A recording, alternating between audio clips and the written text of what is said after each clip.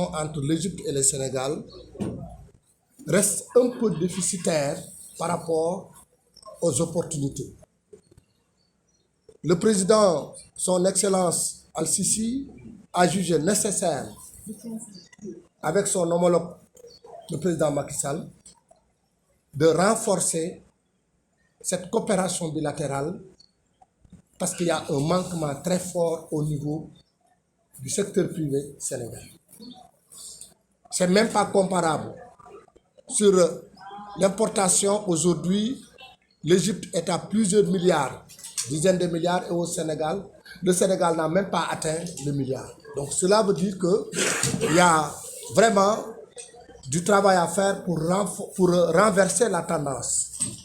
C'est pourquoi nos partenaires, le Conseil d'affaires de l'Égypte, dirigé par mon ami et frère, M. Khatib, a jugé nécessaire de se déplacer, venir au Sénégal, renforcer les liens et enlever les barrières qui sont entre nous. Il faut en citer qu'aujourd'hui, au niveau du Sénégal, nous avons un problème de ligne sur l'Égypte. Aujourd'hui, sur le plan maritime, nous n'avons presque pas de liaison sur Dakar direct l'Égypte. Nous n'avons pas de liaison sur le plan aviation. Nous n'avons pas une ligne directe. C'est pourquoi nous avons jugé nécessaire de renforcer aujourd'hui le Conseil d'affaires et de redynamiser aujourd'hui le Conseil d'affaires et travailler davantage pour renverser la tendance. Voilà un peu ce que nous voulons faire. En termes de alors, comment s'attend au terme de ces rapports que vous avez initiés? Nous avons eu pas mal de secteurs. Aujourd'hui, nous avons un problème de la prise en charge de la santé au niveau du Sénégal. Avec, comme vous le savez, cette pandémie, la Covid, les Égyptiens sont très développés en matière de santé.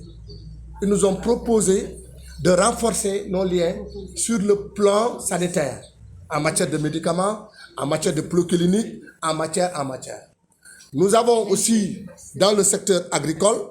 beaucoup de partenaires qui sont encore là et qui cherchent à pénétrer le marché sénégalais,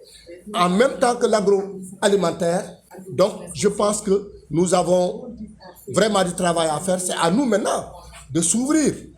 Les Égyptiens sont déjà là. C'est aux hommes d'affaires sénégalais de travailler dans un partenariat public-privé pour pouvoir arriver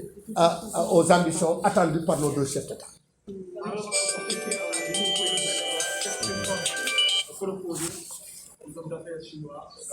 Non, égyptiens. En fait, d'abord, nous avons ce que nous avons. Vous ignorez pas nos matières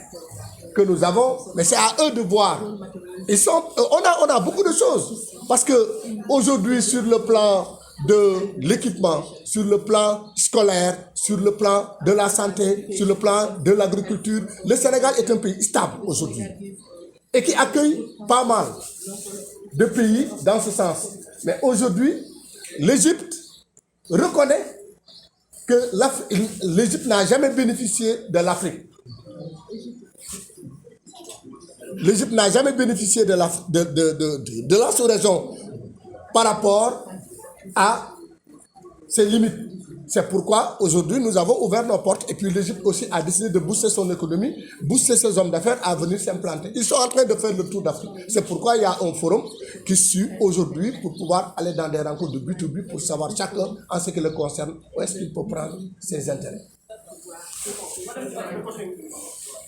ginnaaw bi ma leen sant leeralaat encore ni ñun ñu ngi gërëm bu baax ñaari président de la République yi nga xam ni mooy président Al-Sisi ak le président Macky Sall ci xiirtal gi ñu xiirtal seeni homme d'affaires pour ñu ñëw liggéeyandoo pour ñun ñaari dëkk yëpp ñu am ci njariñ li nga xamante ni bi moom moo waral lii dañu seet ni lay jóge Égypte di dugg ci Sénégal tey bokk na ci toll na foo xam ne ëpp na lu mat fukki milliards ak lu topp jëm ñaar fukk te Sénégal amul lu toll noonu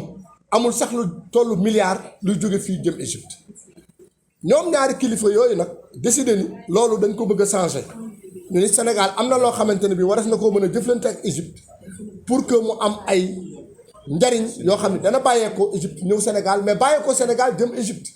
homme d'affaires yi dugg si waat fii mën fi amaat seen place liggéey fi liggéey bi nga xamante ne bii moom la nit ñi di xaar ñoom it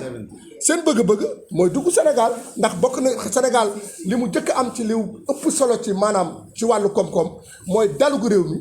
ak jàmm ji ñu am ak liggéey bi nga xam ne nit mën na ko fi liggéey dugal fi alalam te du ci am benn risque loolu bokk na ci li tax seen président ni leen jóg leen te jël seen bagage ngeen jëm biir Sénégal kon nag ñun ñi nga xam ne ñoo nekk Sénégal ñoo war a farataal jëf joojee téye ko looloo indi xaatim bii nu xaatim tey pour wane ni dëgg réew mi di gën a jógaat jokkaat loxoom jëmale ko ci Égypte ak homme d'affaires Égypte ñu ngi leen di xaar ci wàllu santé ñu ngi leen di xaar ci wàllu agriculture ñu ngi leen di xaar ci wàllu équipement ñu ngi leen di xaar ci wàllu éducation xam ngeen ni Égypte dëkk bu bëri xam-xam la ñu ngi leen di xaar aussi ci wàllu tourisme ndax Égypte dëkk bu bëri koom-koom la ci wàllu tourisme yu aviation bi nga xam ne léegi nag li nga xam ne mooy jafe-jafe yi nga xam ni nemmeeku nañ ko te bëgg ñoom ñaari chef d'état ñu dimbaluñ ci mooy avion boo xamante ne bi dana jógee Dakar dem Caire muy vol direct te loolu dinañ ko jottali président Macky Sall mu waxtaan ceeg naataangoom le président Al-Sisi ndax bokk na ci li nga xamante ne bii lu ñu laaj la ñun suñu biir homme d'affaires sénégalais yi ak homme d'affaires égyptien yi waxaat ni bu ñu sañoon it dana am bateau boo xamante ni dana jógee Dakar dem Caire pour yoon wi gën a woyof jàppalante bi gën a woyof Sénégal moom ci wàllu woowu jóg nañ ci jóg goo xamante ne bii ba ci li nga xam mooy taxi yëpp am nañ ci ak yaakaar boo xam ne ku fi ñëwit di nga fi am jàmm kon ñoom xam nañ ne réew mi réewum jàmm la te bëgg nañ fay toog. waaye seen diggante moom laataa loolu Sénégal dese woon na gis boppam ci partenariat ak Égypte waaw xam nga looloo tax ñun ñu xar suñu tànk tubéy ndax bu njëkk ba tey ji li ñu jàpp mooy lu mat fukki milliards ak juróom-ñeent dana jógee Égypte dana jóge fii di dugg Égypte te la nga xamante ni bi ñun Égypte la ñuy dugal Égypte matul milliard looloo tax ñu ni nañu soppi doxalin pour ñu nekk ci kenn ku ci ne am ci njariñ muy njariñ ak njariñ mais tey njariñ li Égypte la gën a ëppee kon looloo tax homme d'affaires sénégalais yi ñoom it fas yéene jàkkaarloog ñoom waxtaan ak ñoom jëflante ak ñoom pour njariñ ñi nekk ci ñaari réew yëpp te tolloo baa ñu ëppale ci ñun ñii.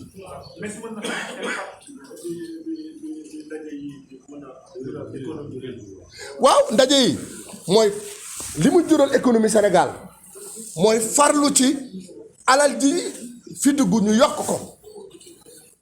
entreprise yi nga xamante ni bii dañu bëri doole nekk ci àdduna ñu ñëwaat ci biir réew mi bokk koog waa réew mi parce que man li nga xamante ni moom laay waxtaane du caagi nag waa Égypte ñoo ñëw liggéey bi dem man li nga xamante ni moom mooy sama taxawaay mooy waa Égypte ñëw lëkkaloog homme d'affaires sénégalais yi lijjanti ko bokk liggéey bi kenn ku ci am ci Sénégal am ci Égypte am ci waaye nekkuma fi pour jàpp ni Égypte ñoo war a ñëw rek buux li fi am dem déedéet ñun dañu waa Égypte dañuy ñëw ñu lëkkaloo jàppandoo pour liggéey mu des ci réew mi aussi am lu dem Égypte gagnant gagnant